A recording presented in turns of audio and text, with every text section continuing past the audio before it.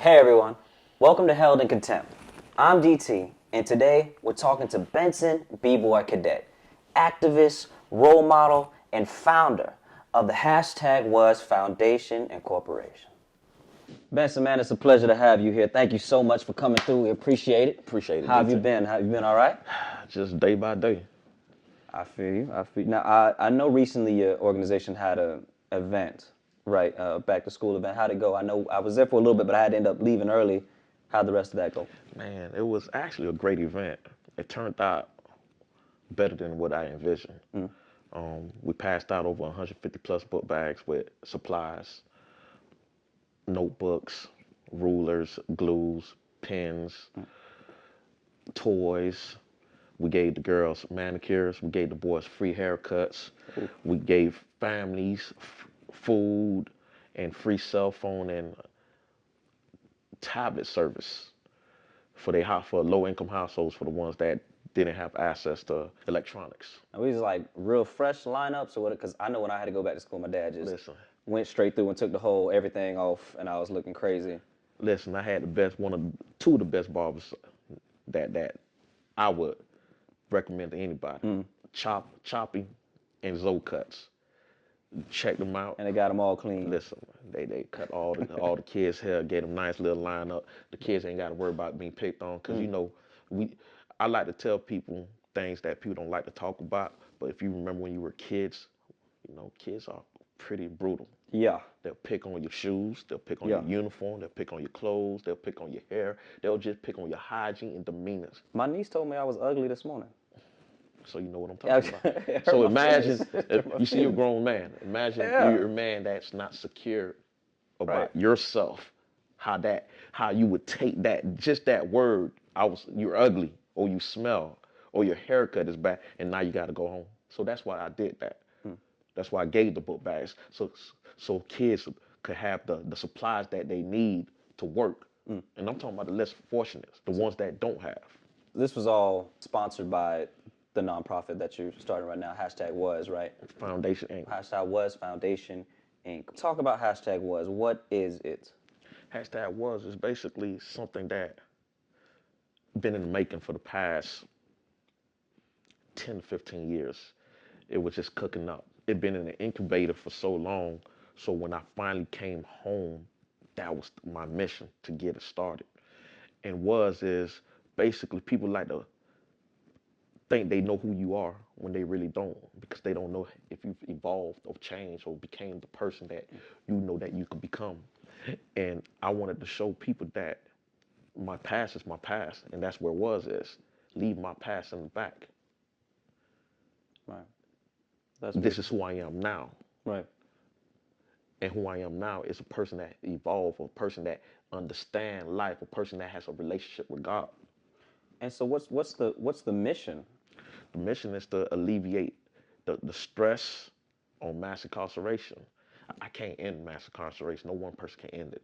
But what we can do is alleviate the pain, the stress it has upon families. Speak for those who are incarcerated, give a voice to the voiceless. Because I was voiceless. If it wasn't for my family, those who supported me throughout the years, I would not be here right now. I would not be here to have a sane conversation with you because of what I've been through. What I've been through, most people succumb to heavy medication.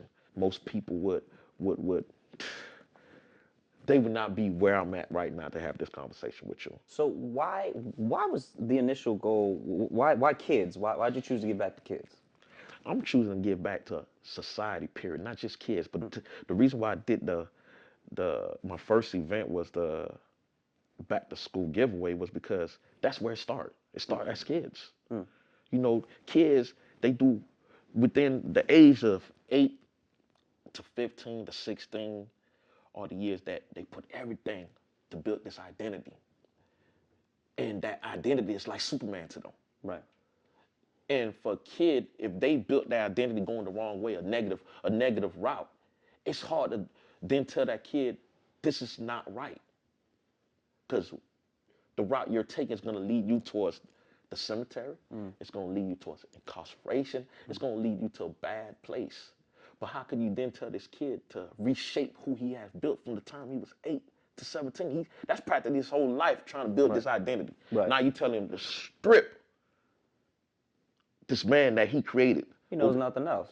He know nothing else, and that's gonna be hard. That's like telling Superman not to be Superman again. Yeah.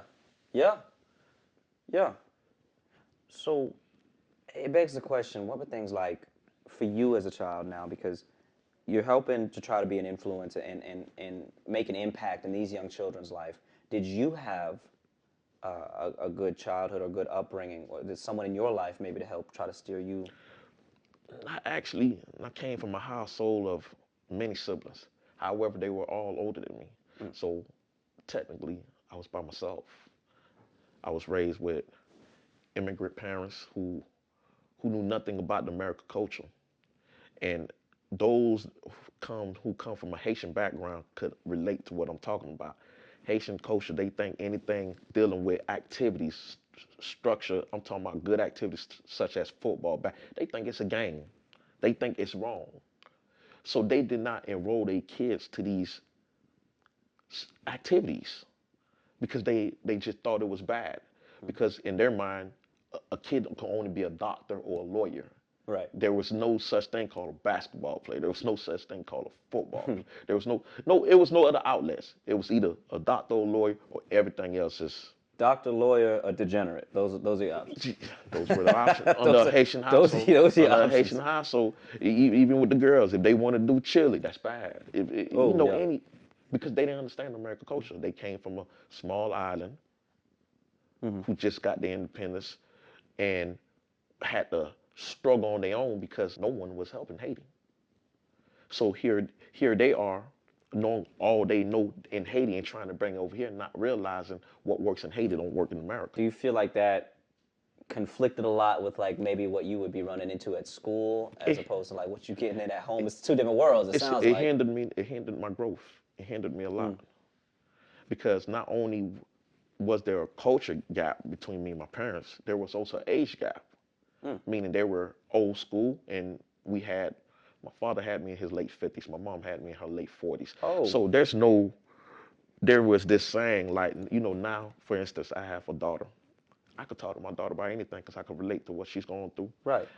I couldn't have these discussions with my parents because it was like, you're a child, stay in a child place. But how can I gain the wisdom and knowledge you were able to gain throughout your years if we can't have these discussions? You're not even imparting it to me. It's just like do as I say. If we can't have these discussions, then I can't grow. Then I won't know. When you're not home, where you at? Because I know your parents are giving you a hard time. So I'm not gonna say they gave me a hard time. I had loving parents. I came from a middle class neighborhood. But when I say middle class, it's not the middle class of America. It's the middle class. I live in a middle class home. But do I have the middle class necessities or the middle class amenities, such as here I am in a middle class neighborhood, but I don't have the pool, I don't have the game systems, I don't have the fly kicks, the shoes, I don't have the clothes. I'm practically living like we're poor. The fridge is not full. I had my mom, she was making $2.50 an hour because she didn't have a green card. So here she is working at a factory making just $2.50 an hour. What can she do that? I can remember mom going to pawn shops, pawning her rings just to put food in our fridge, put it on layaway programs. I seen the sacrifice she did. So I'm not gonna never say my parents were not here for me. They were here for me. But me, I wanted so much more. And I know I couldn't burden them with what I wanted. Why do you think you wanted so much more? Like, what was it? Maybe influence? Was it like people at school or whatever? It's maybe influence friends? everywhere. It's influence when you watch TV. It's influence when you walk around other peers that are living well off. It's influence everywhere. So, for someone to say that there's no influence anywhere, then you'll be lying to yourself. Right. And how did you get to the point? Well, did you ever get to a point where you were getting the things that you felt like you wanted or needed? Yeah, that's when I realized I couldn't depend on my parents.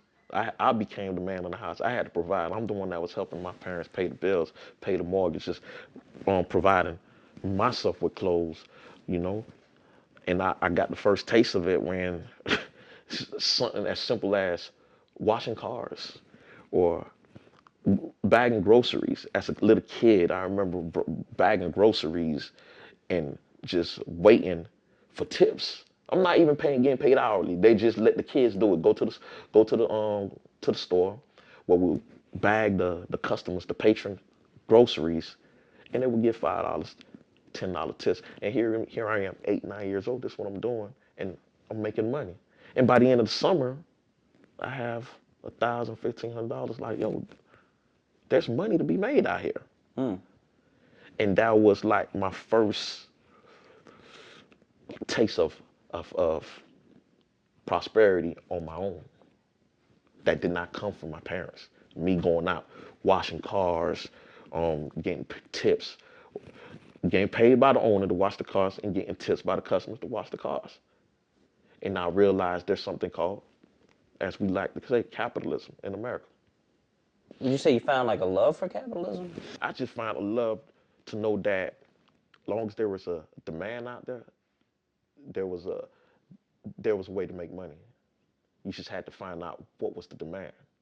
And you were gonna go make money. And I was gonna make money. If I had to sell avocado, I would have sold it. If I would have had to sold strawberries, berry, whatever it is, water bottles, I was gonna make money. What I'll tell you, when it comes to like washing cars and bagging groceries and selling and grinding and stuff, it sounds like hard work. It is sounds hard. like labor and hard work. Yeah, it's hard work, but for someone that never had it, you're not worried about the hard work because now you're able to buy these things that you never had, and the sense of appreciation to know that you got this on your own, it just give another types of feeling, another type of emotion that people that work hard and have things know what I'm talking about. When you know that you worked for it and no one handed it to you. So to me, it sounds like you got some solid foundations as far as understanding what it takes to get money, as far as grind and put forth. Just looking at my parents. Like I told you, my mom worked $2.50 an hour and never complained. You know? And on the verge of me doing these odd labors, these odd jobs, that's when I fell on the wrong side and learned to buy drugs. So talk to me a little bit more about that right there. How did you find yourself in a situation where you're incarcerated, like you're in federal prison? Like how do we get When there? you're in middle school, you're seeing all your peers just spending money, their allowance on something such as weed.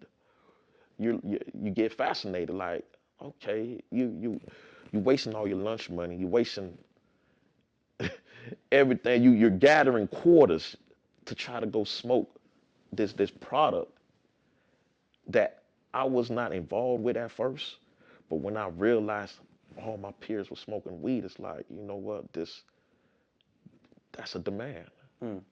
There go the demand I was talking about. Okay. And I wanted a part of that demand. I didn't want to go to the weed man, but I wanted to be the one selling the weed. How'd you end up getting caught? What happened? How'd you end up getting arrested? That's a story for another time.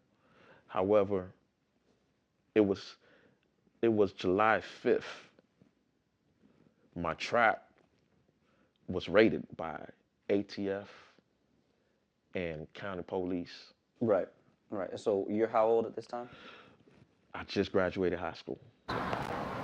So let me ask you, with everything that led up to your eventual incarceration and the time that you had to serve, what was the significance of the school exactly? The significance to the school was not just a significance to me, it was a significance to everybody. It changed everybody's life.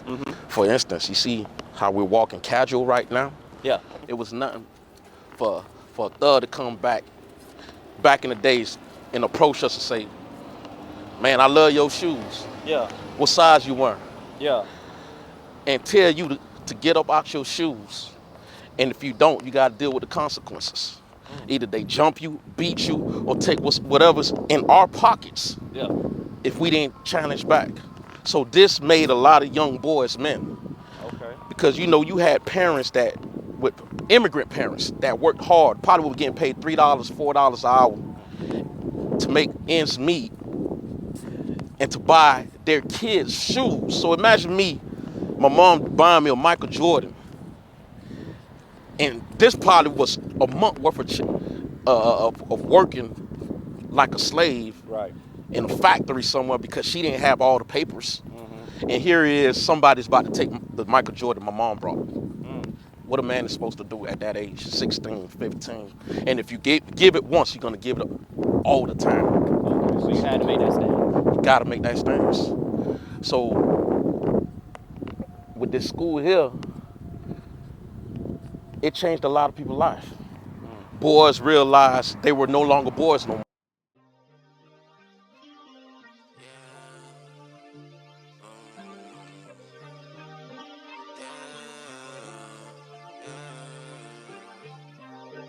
And they're not going for this.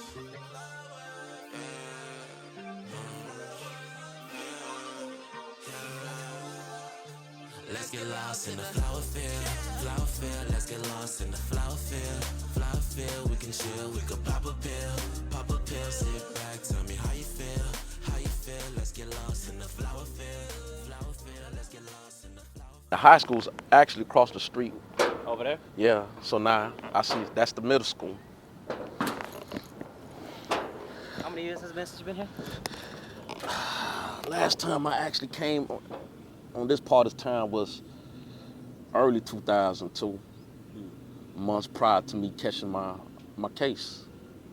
Because I actually left North Miami. I actually went to other high schools. Okay. Yeah, but this right here, it like I said, it left an imprint on me and many others. It changed a lot of our lives. So I feel like the normal high school student routine is wake up, go to school, go home, do your homework, and that's basically it. Nah. But what was yours different? Why? Yeah, mine's, we go home practically 11, 12, 1 o'clock. Because we by the time, we leave our house 6:30, and by the time we're home 1 in the morning because after school, we gotta get money. We gotta make money. You got people going to traps, you got people doing whatever it is by any means possible to hustle. And not just for themselves, for their families. Because like I said, we are second generation kids, meaning our parents are immigrants. So our parents work hard to give what they could give by bringing us to this community, this North Miami community, which is like, you would say it's middle class, but we didn't have middle class lives. What I mean by that, we didn't have middle class materials or things. We had to get it on our own. They were able to give us the infrastructure, but the infrastructure was empty. Meaning we wasn't like the kids who live in middle class neighborhood that got the PlayStation, the Sega Genesis, or got the Jordans, or got the newest clothes. You out grinding for that. We got to get on our own. And sometimes the kids got to pay the bills. Like for instance, in my case, I help my people with mortgage, with light bills, because I was working 2, 3 jobs in the process of still hustling. And going to school.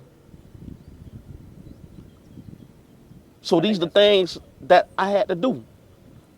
I also promoted. I threw parties. My parties were well known. I sold liquor, sold weed, I sold coke. Here I am, 16, 17, 18, doing what men that are in their 30s doing. Because I have access to the liquor bar. At 16, 17, I got access to the liquor bar where I knew the money was at. But back then, a lot of other kids didn't know that, but I knew. Because I knew what capitalism was in America when I got to taste some money. I graduated high school June 19 and found myself inside a federal detention hall July 5th amongst grown men. What is that, 18, 19? 19, I'm 19 years old. Okay, so you're 19 years old. 19 years old. Had you ever been incarcerated before then? I never did more than 21 days. And here I am now fighting fighting a fight for my life. Okay, so what was the outcome of that? Like, what did you get sentenced to? I got sentenced to because there was rifles, a Mac 90, and there were guns, there were drugs. Um, I was sentenced originally to 180 months, which would then reduce to 130 months in 2005 when I won my appeal in 2005. So had I not won my appeal in 2005, June 29th, because I remember it vividly. I remember going to the mail room. They were like, because in the feds, they have this thing called a call list. Early in the morning, you look at it every time, and they said my name for legal room. So when I went to legal room, I got the paper saying that I just won my appeal, and that I'll be being sent back to Miami because I'm in Texas. You know, when you're in federal custody, it don't matter where they send you. I'm from Florida, but they can send you to Texas, they can send you to Anywhere in the state? Anywhere in the United States, they can send you to Hawaii. Right. Because you're against the United States. Right. So here I am in Texas, knowing that I'll be sent back to Miami, Florida, to be resentenced to 130 months. To give you a quick timeline, July 5th, 2002, I'm arrested. November 3, 2003, I go to trial. November 7, 2003, I lose trial. The jury deliberated for 3 days. They were deadlocked. It would have been a mid-trial. However, the judge read them something called an Allen charge, meaning that they have to come up with a verdict because they say they couldn't come up with a verdict. And the judge said if they don't come back with a verdict, they would have to be here the following week. Jury decided against it, found me guilty. My whole life changed. November 7, 2003. Found guilty, get sentenced April 19, 2003. I remember it's like vivid in my mind because I can remember those times going into the courtrooms. And if anyone knows, when you go into the courtroom, your heart beat because you know now your life is on the line. So you won this appeal. You got your sentence was adjusted from 180 to 130. Right. All right. So now your new release date is early January 2012 with good time because there's 85% good time in federal custody. Okay. So 2002, 2000. So you're supposed to get out in 2012. Correct. So here I am. So how? I'm just. But you just got out last year? I just got out November of 2022. How? What? How? What happened? What happened between that 2002 and 2012? Life happened. Basically, during that stretch, when I was sentenced to 130 months, October 20th, 2005, when I got resentenced after winning my appeal, June 29th, 2005, my journey now was to get my mind right for society, to be back with my daughter, to be back with my family. Because now you're coming home earlier than what you thought. I'm coming home. However, life took a turn in 2007 when I called home to realize that my name, amongst others, were plastered on news stating that the state was going to charge me for crimes that took place prior to my incarceration, prior to my arrest in July 5th, 2002. So, but this is 2007. And this is in 2007. Right.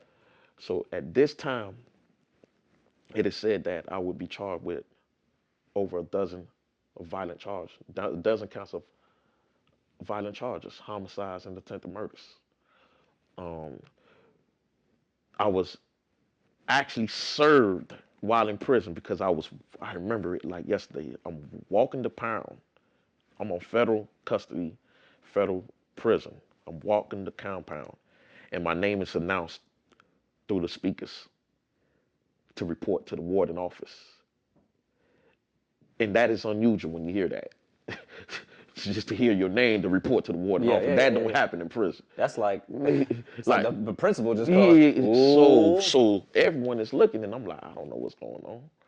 So I walked to the principal office, to the warden office, only to find out that I can no longer walk the pound, that I must be placed in solitary confinement because of the charges that are now being leveled against me. Now I am labeled high risk. Although I'm in a secure location, a secure prison, here I am, but they're saying because of these violent charges, these homicides that I was charged with, they have to put me in confinement until the state come and get me So let me get this straight. You got arrested. and extradite. You got arrested in prison. I got arrested in prison, basically. I got arrested. That's I crazy. got placed. I'm in jail and got put in In jail. I'm in prison, got placed in prison until I'm extradited. Okay, so they took to go you back to Miami. So they take you, but you were in Texas. Yeah, I was so in they Texas. extradited you back to Miami. Yeah, they came December 29th. I remember it. I remember it vividly because I waited from. I believe I waited from. I was in solitary confinement affairs from. I did. To remind you, I did solitary confinement before in federal custody before because when I first got arrested, due to the nature of my case, they already knew allegedly who I was. Right. And I was already placed in 2 years solitary confinement in federal custody. Me and associates of mine. I won't say they're co-defendants, but they say we were involved with one another. Right. However, they placed us in solitary confinement. So now, when they came in December 29th to grab me, to come pick me up, we went through a commercial flight. When I went to Texas, I went on a Conair flight. I don't know if There's other people. Yeah, no. Conair is with other inmates. When I got transported to Texas. Okay. When they came to get me, I was on a flight with other people on a commercial flight, handcuffed to the back. Now I know on the Bluebird on a bus, when you go into prison, you got to get shackled and then shackled wrist, and then they link together. Yeah. So how they got you looking on the plane? It's other people on the plane. Listen. For some reason, since the beginning, I was always high level. They called it, in feds, they call it black box. You see how others would be chained? I would be chained by myself with a black box with 2 marshals. Okay.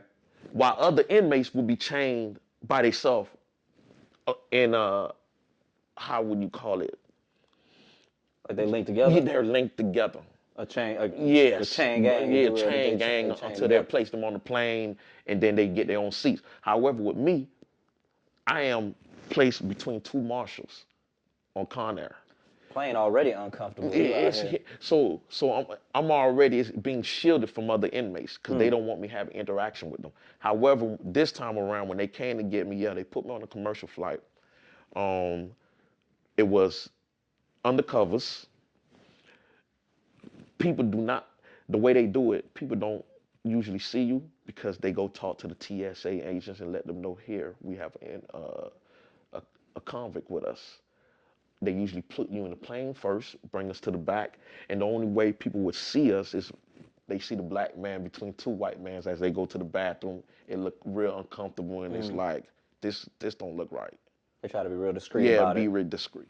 And when you have to use the restroom, of course they hear the shackles because they put some type of cover on the chain so it don't make noise. But people actually can still see that you're shackled up, that you're fettered up. So that's how that goes. You land in Miami. I land in Miami. They take you to the county jail. They ain't take me to the county. They actually gave me my first fast food restaurant in years. No. Yeah, they treated me to. What'd you have? I think at that time they treated McDonald's, which I didn't have. I didn't have McDonald's, and so. My first meal out of prison was McDonald's. Yeah, everybody. They gave me McDonald's, and that was my first one. It was everybody McDonald's. thinks it's gonna be like steak and potatoes, but it's just unrealistic. My stomach was touching my back when I got out. As soon as I seen at McDonald's, I was like, "What the?" It was McDonald's. Does the Big Mac still taste the same? And it was amazing at the time. It was McDonald's. It was McDonald's. And then they took me to the county. You get your McDonald's. Mm-hmm. You go to the county. Yeah, go to TGK. TGK, the gun club. Yeah, TGK. That's what they call it, right? Yeah, TGK. How long were you in the county now? So now, I go to TGK. Now, I still don't know the charges that's leveled against me. I know I'm charged, but I don't know the extent. Yeah, I don't. I just know I'm gonna be charged. And then when they took me to arraignment, it was like the litany of counts that they read me that I'm charged with. It was like murder. I'm like, is this real? is this even possible? I know. I'm charged with all these crimes. I'm like, it's like 33 counts of just murder and attempted. You don't hear nothing but my life is over. All I'm hearing is my life is over. And mind you, they're charging you with stuff that's like from at this point like six years ago, 6 6 years years. ago. Oh yeah. I don't even remember. Listen, my mind is not even. I don't remember last week. I'm thinking about going home in 2012, and here is not my life. Like, what am I facing? First-degree felonies, back to back to back. It's 20 years PBLs, minimum. PBLs. Yeah, it's murders. Punishable by life, yeah. They're murders. Yeah. PBLs, and not just PBL, it's death penalties. We're talking about death penalty. The first time hearing it, clear as day, yeah, you're looking at the death penalty. Yeah, we're looking to execute you. You would no longer be here with us. So that's another feeling that others don't know about. So, and remind me of the year again. We're in the county in 2007. This is December 2007 when I'm dealing the latter part. This is right before New Year's. This is my new awakening for the 2008 for the new year that's about to come. From December 2007, you were in the county. In the county. Until solitary confinement. Until when? Until I got released. November 21st on my father's birthday. I got released on my father's birthday. 2022, November 21st. 2007 to 22. Yeah. That's 15 years. Solitary confinement. Max custody strike. Max custody, jail within a jail, behind 4 doors. Unable to talk to anybody else but correction officers if they're willing to talk to me or willing to give their time to me. Because, quote unquote, it was a high profile case. And might I remind you, it was the highest paid case in the state of Florida ever, my case. So for our viewers, maybe for someone who's never even seen the inside of a jail, how would you paint the picture of jail for someone who's never been? It's not a place you want to go.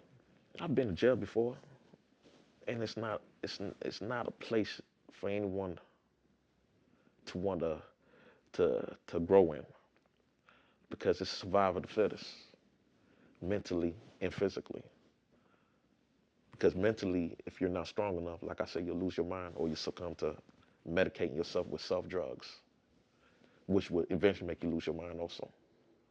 And physically, you're talking about grown men that have a lot riding. You know, you're talking about grown men that, I hate to say it, that's dealing with the outside world. Their wife left them, their girl left them, they can't speak to their kid. So it's a lot of emotions in there. And you could be good with one person today and he spaz out you tomorrow. You don't know why. Because of all that rage, all that emotion that's pent up, that you just happen to be the one that he just let it out on. Yeah, so you're dealing with a lot of emotions, man.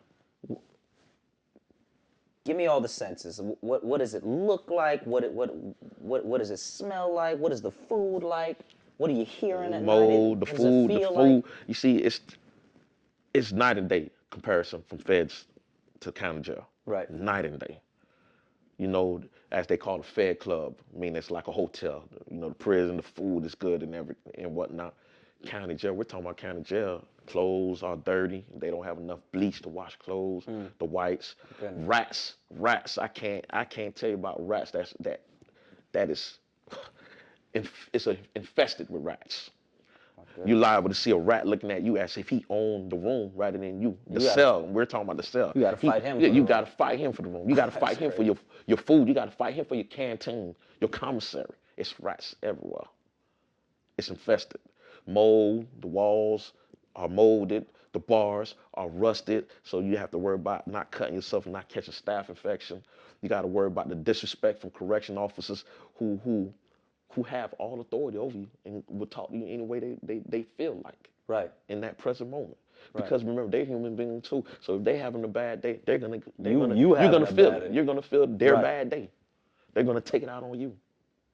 So it's like I said, it's not a place for no one to go to. Then, as you're growing, you gotta understand this. It affects families on the out. It affected my family. It affected my daughter. It affected all of them. What's your relationship like with your daughter? Or what was it like, and what is it now? I didn't touch my daughter from 2007 to till I finally came home. 2000, no, I touched my daughter after being acquitted, and the judge allowed me, with permission of corrections, in the courtroom because they knew I was going to go home then.